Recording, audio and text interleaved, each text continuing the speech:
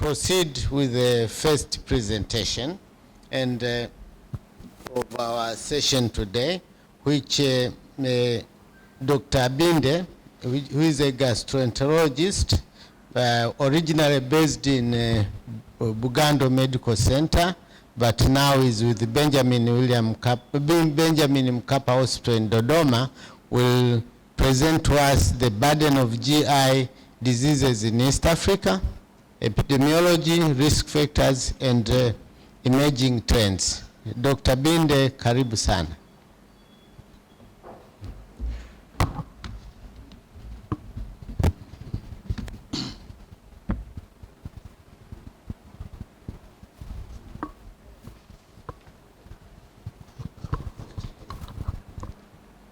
Thank you very much for this opportunity. I'm honored to be in this wonderful symposium. Today we are going to discuss on the burden of gastrointestinal disease in East Africa. My name is Ahmed Binde. I'm a general surgeon. I work in the surgical gastroenterology department. I will take you through epidemiology of the burden of gastrointestinal disease, the risk factors of gastrointestinal disease, the emerging trend, as well as we shall conclude with the lesson gained after this discussion. Our topic focuses on the eastern part of Africa, so I decided to bring out at least to have a familiarization.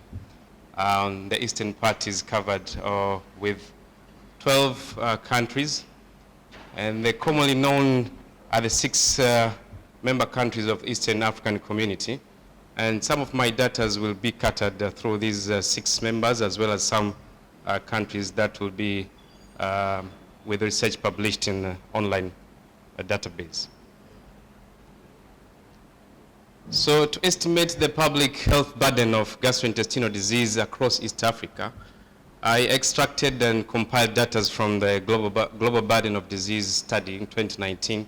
And this is one of the largest comprehensive study that has made wonderful work around many countries and published its data.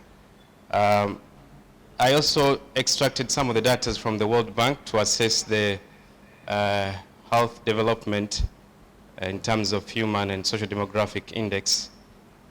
We went on as well as to check on the International Agency for Research on Cancer. This is one of the agents of World Health Organization with its online public database, the GloboCan. So to begin with the gastrointestinal disease, the overview, I used the international statistics classification, the ICD-10, just to have understanding what is GI disease or what is gastrointestinal disease. And based on this I don't find a single definition from the ICD-10, but the term digestive disease has been used interchangeably with gastrointestinal disease. And this refers to conditions affecting from the mouth, esophagus, stomach, the pancreas, the gallbladder, intestines, the small and large intestine as well. And it includes conditions such as infection, inflammation, the functional disorders, structural abnormalities, as well as the cancer. So we shall be discussing in the various sections in these conditions. So for the classification, one of the largest descriptive study that was published in 2023 by Wang et al. Classified these digestive diseases or the gastrointestinal disease into non-malignant as well as malignant digestive disease. This study went further to divide into hierarchy based on the causes. So diseases were classified according to the causes.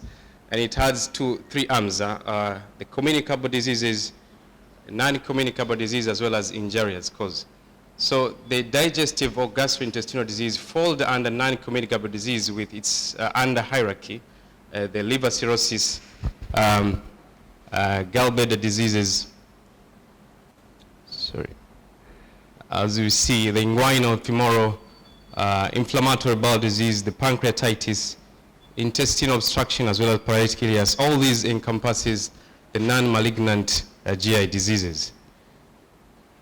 So for the epidemiology of non-malignant diseases, a study that was published by Rui et al. In 2023 studied the burden and the epidemiology of the disease, and it showed that in terms of proportion, our eastern part of Africa, liver cirrhosis peaked or ranked the first in terms of non-malignant diseases, and this was followed by other upper GI diseases, paralytic ileus, and intestinal obstruction. And across the age, the liver cirrhosis still ranked the first among the non-malignant gastrointestinal diseases, followed by other upper GI system disease, the gallbladder and liver, and other pancreatitis and appendicitis according to the age. For the causes of these non-malignant GI diseases, the study that was published by Global Burden of Disease in 2022 showed that in the eastern part, the most common causes for the non-malignant were smoking, the alcohol use, the drug abuse, as well as the high index. And the alcohol use was picked more on males as compared to female in one of these burden of the disease. So the trend of this disease across the Eastern Africa, I used the estimated adjusted progress of this trend of the disease, and it showed on the eastern part of Africa, it still was actually very low in low socio-demographic countries, and it was around -3 ranging to 0. And this actually gave an underestimation of the burden of the disease, and most of the cause or this description is due to low epidemiological coverage from our study, low diagnostic and the weak screening system that we have in eastern part of Africa, resulting to shortage of data which impedes the understanding of the current epidemiological of the disease in the eastern part of Africa. So as we shift to the malignant or the cancers of the gastrointestinal disease and its burden along the East African corridor, global cancer in 2019, this is one of the largest global cancer statistics that has published most of the GI cancers as well. And the GI cancers account for 1 in 4 cancer cases and 1 in 3 cancer deaths global, and these variations across parts of the region of the world. However, colorectal cancer still ranked the first, and it was also the second leading cause of mortality in the Eastern African countries.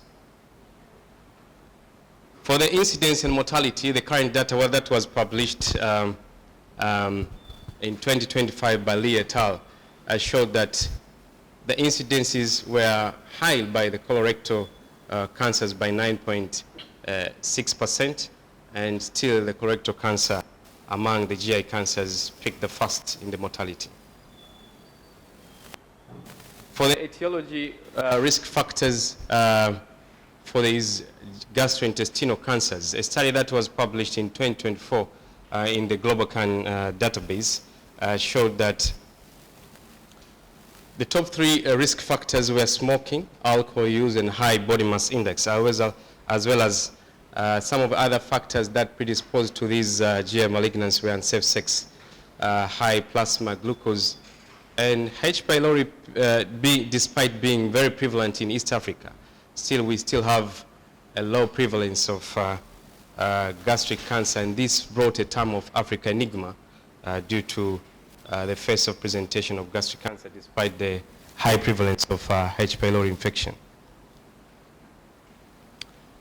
Another study that was also published in 2025 this year, January, by Lee et al., and it looked on risk factors for the colorectal cancer, and one of the modifiable risk factors that it looked were smoking, excessive alcohol consumption, high consumption of red meat as well as processed foods, low intake in the fruits as well as vegetable, and high BMI. It further looked on the esophageal risk factors, and we know we have 2 subtypes of esophageal cancers, and we have the squamous cell carcinoma as well as adenocarcinomas. And on my left side, these are the risk factors that runs with the esophageal squamous cell carcinoma, and the commonest is the tobacco smoking, hot beverages, and both risk factor that is shared is the intake of red as well as processed meat. Another study that looked on the liver cancers showed that alcohol, hepatitis B and C were still remarkable in the cause of the liver cancer, and followed by metabolic dysfunction associated steatotic liver diseases. So the trend of these gastrointestinal cancers in terms of mortality as well as incidence show that majority of these Eastern African countries manifested a decrease in the trend of incidence and mortality rate throughout a study period for the past decades. And slightly were observed, there was slight increase in the trend of the disease that was observed in Uganda. The pattern in women were generally similar, although with much lower incidences. However, still we remain to have colorectal cancer ranking the first with a stable or increasing mortality rate. Esophageal cancer still has more increase in the incidence in East Africa, with a shifting trend of colorectal as well as esophageal cancer from elderly patients now to a young adult population. However, despite the H. pylori infection that has been common in Eastern Africa, we still have low gastric cancer in our population. And this is one of the African misunderstanding. All these data were published by Hyacinta Jaka. This is one of the professor from Bugando, Peng et al. And Lee et al. January this year. So due to this trend that was followed, a thought came in mind that what has happened, what has changed, and what has been there before.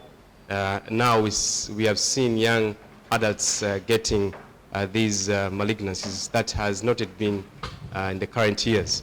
So I looked on the peculiarities of these colorectal cancer, which is one of the highest incidences among the GI. And this shift in the epidemiology was actually explained by westernization in terms of the diet. And the picture shows now we have actually moved to most of these Western diet that we see in every corners of our streets and food shops that have been opened. Other peculiarities that the incidence being high in young population is again due to westernization and consumption of alcohol, processed meat. And still there is still a discussion that still need to be ongoing on the tumor biology and risk factors on these young population.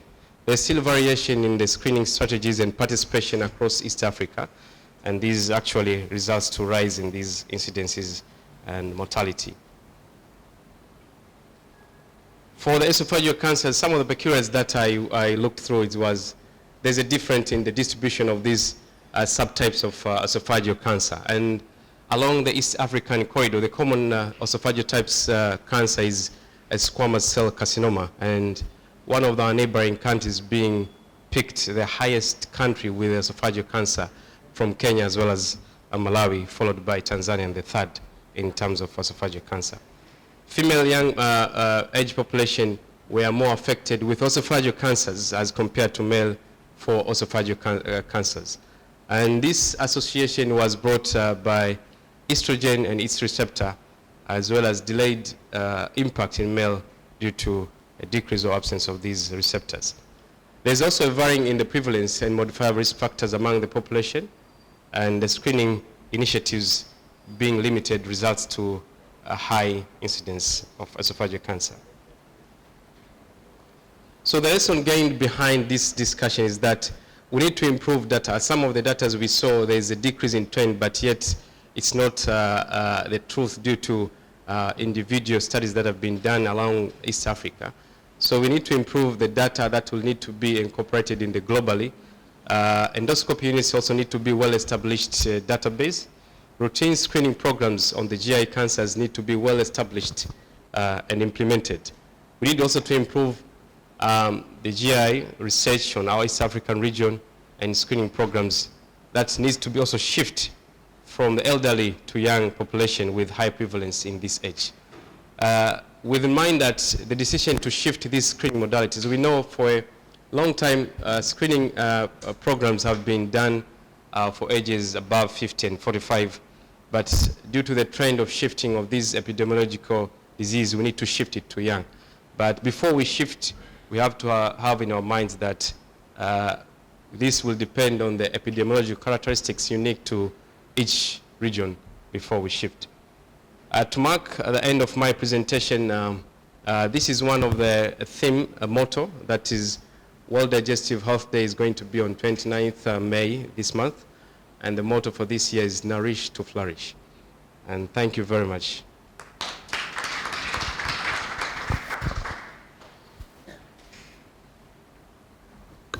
Thank you very much, Doctor, for the first presentation, which you have set the trend. And now, first of all, you have set a good trend on keeping time.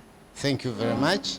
Secondly, now his presentation is open for discussion. Karibuni.